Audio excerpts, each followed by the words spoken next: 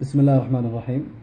لكل عشاق البيبسي ولكل المخدوعين في هذا المشروب الضار جدا جدا جدا، راح نسوي تجربة بسيطة. نبين لكم خطورة هذا المشروب، وكذلك نبين لكم كمية السكر المخيفة جدا في البيبسي والمواد المضافة الأخرى في البيبسي. نبدأ معكم الآن بإذن الله في التجربة.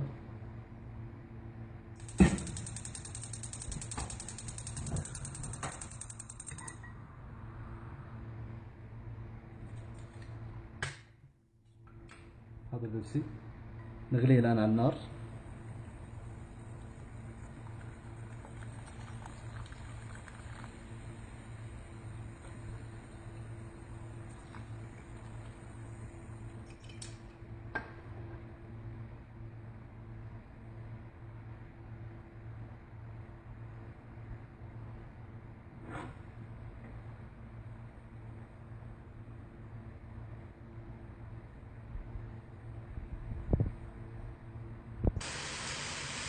هذا البيبسي الآن بدأ يغلي. طبعا كما تلاحظون غليان غريب جدا. صار ثقيل ثقيل إلى أبعد درجة. واضح أن نسبة السكر فيه عالية جدا جدا، والآن رائحتها كريهة جدا.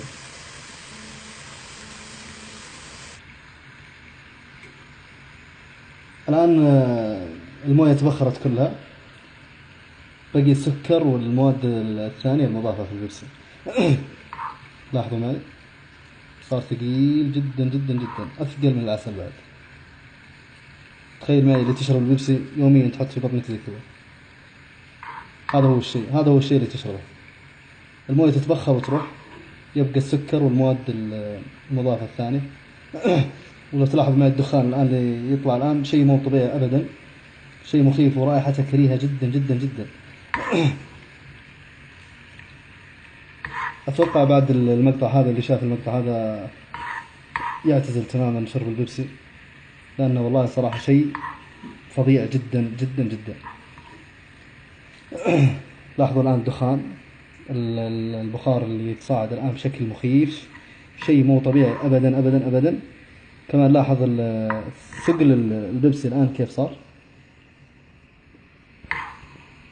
تخيل هذا يوميا تشربه، يوميا هذا تشربه ويكون في معدتك، شيء صراحة مخيف جدا جدا.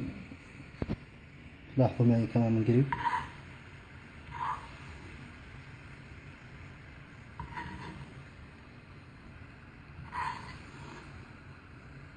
لاحظوا معي.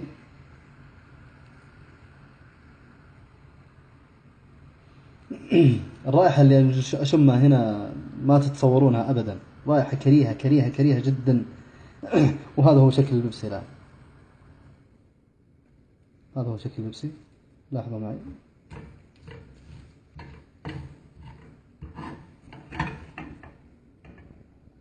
هذا هو البيبسي اللي تدمن شرب البيبسي تشربه دائما.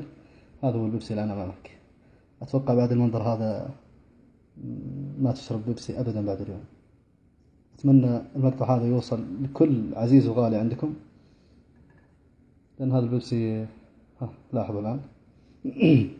لاحظوا المنظر المخيف، المنظر البشع جدا جدا، أبشع من كذا أتوقع ما فيه. هذا هو البيبسي يا عشاق البيبسي. أكد كمان على الرائحة كريهة جدا جدا جدا. هذا هو منظر البيبسي. تخيلتوا لو غليت بلاستيكة ما بتطلع كذا، لو بلاستيك والله ما يطلع كذا، لكن هذا هو البيبسي. أتمنى يكون هذا المقطع عظة وعبرة لكل من يتابع، وأتمنى يوصل للكل والجميع حتى نحذر بعض ونتعاون على البر والتقوى. والسلام عليكم ورحمة الله وبركاته.